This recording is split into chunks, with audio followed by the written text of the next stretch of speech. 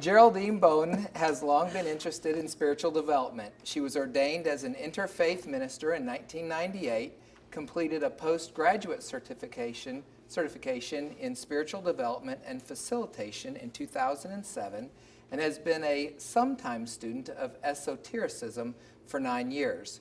Today, she will look at the esoteric perspective relating to the ego and soul and the relationship between the two.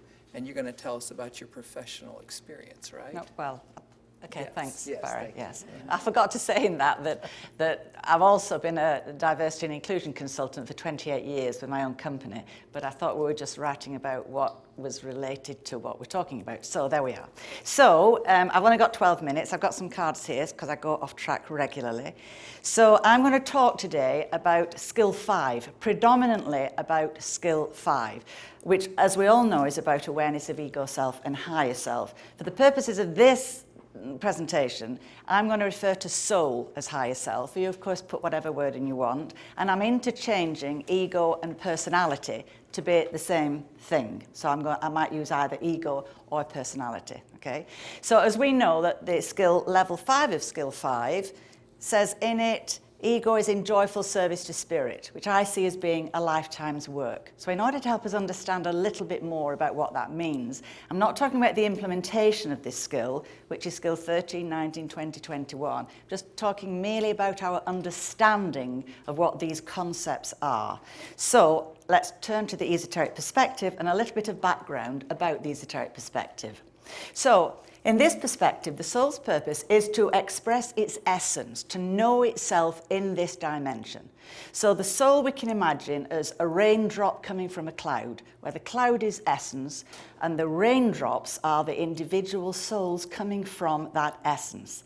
Each soul survives many, many, many lifetimes. The soul doesn't change, but it does gather round it wisdom and learnings from every incarnation which it carries forward. Now, each time the soul wants to incarnate, it wants to know a different aspect of itself. It wants to express a different aspect of itself. So it needs to gather itself a body, 3 bodies in fact, a physical body, an emotional body, and a mental body, which together we call the personality. Now, that personality needs to be aligned. Until it's aligned and integrated, it can't be open fully to the soul's influence. So, evolution is about soul infusion. Bit by bit, the soul needs to infuse that personality until eventually it is in joyful service to spirit or joyful service to soul. And the personality needs to be integrated first in order to do it. Most of our work is done at the level of that integration, but I'm looking at now at what happens when we are moving forward in that. It's very easy for us to recognize when we're in ego in terms of a hate thought, a judgment thought, a feeling of rage or jealousy. The body tells us something isn't quite right. Those bits I see as easier than when we think we are in soul. There are times when we think we're in soul, but how can we know that we're actually in soul mode and not still in ego mode? And this is why I want to introduce you to the imposter, sometimes called the dweller on the threshold in esoteric terms. Now, the imposter is the next part of the personality to be infused and taken up into the soul. The problem is, it thinks it already is the soul.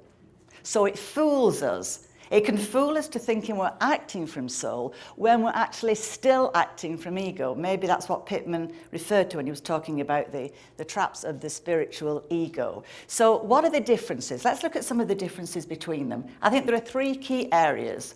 The first one is in terms of how it sees the world. The imposter, first of all, sees form. It sees form and it sees through the eyes that differentiate.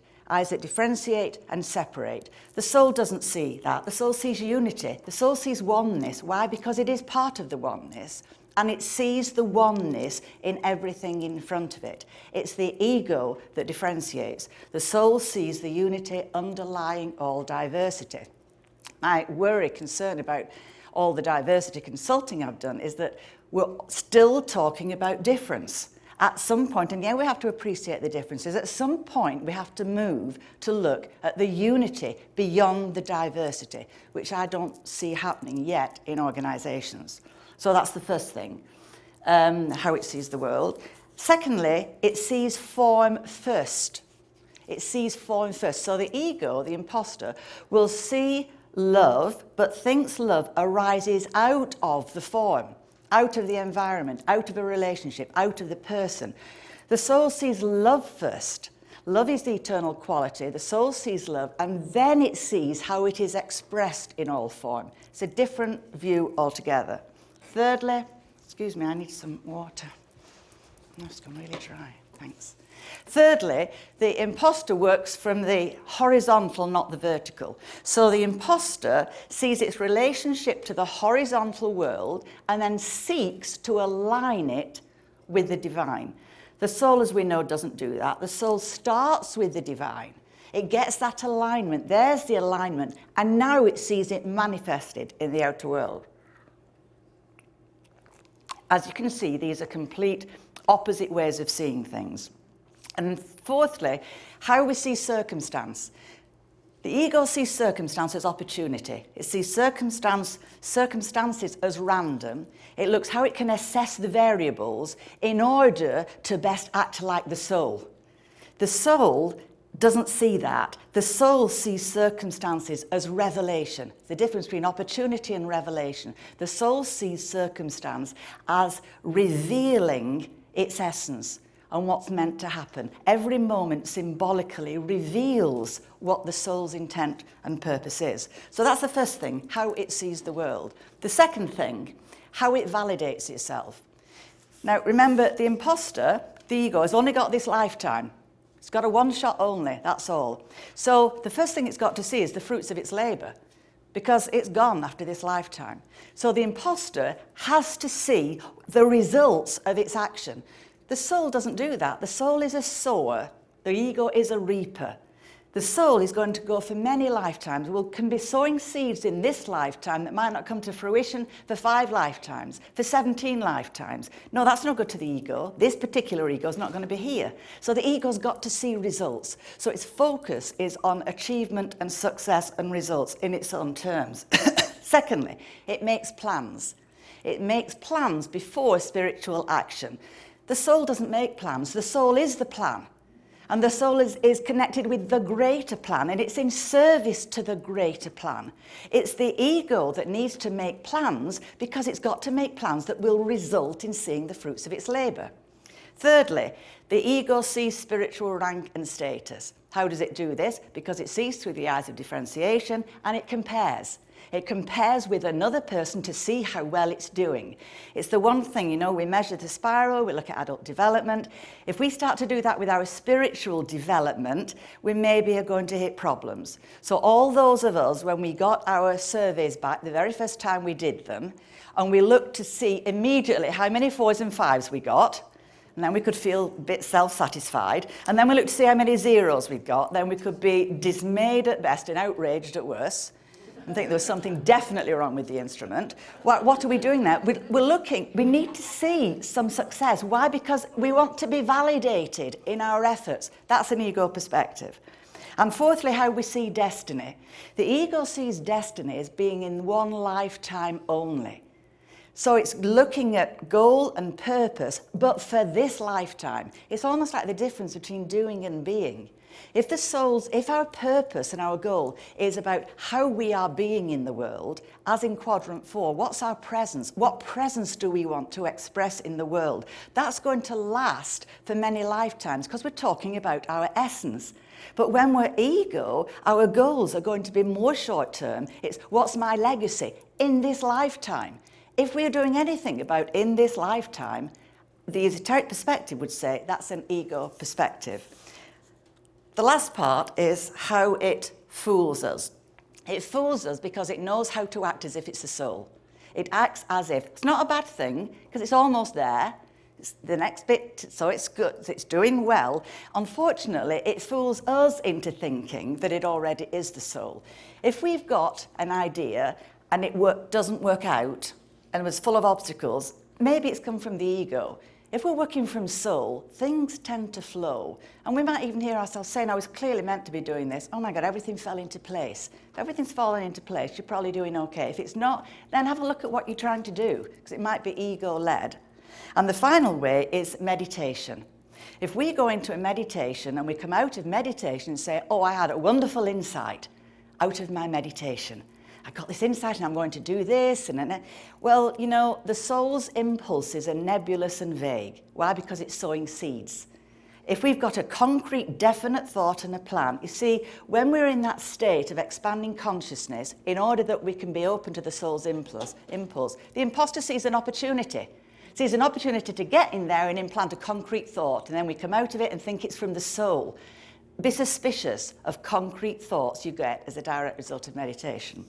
So, what can we do about that? How can we get some idea about questions we can ask ourselves? 2 minutes, good. Mary, thanks. Can you run around with those? Okay, I've given you a handout on what I'm going to do now.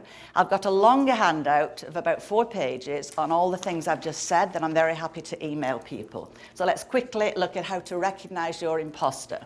First, do I accept I have an imposter?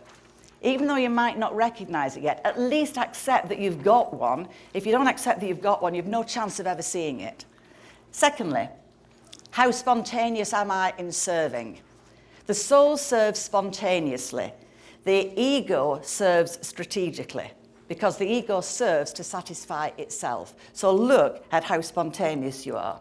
Third, how spiritually developed do I think I am? However spiritually developed you think you are, go back 2 or 3 steps and you're probably there, okay?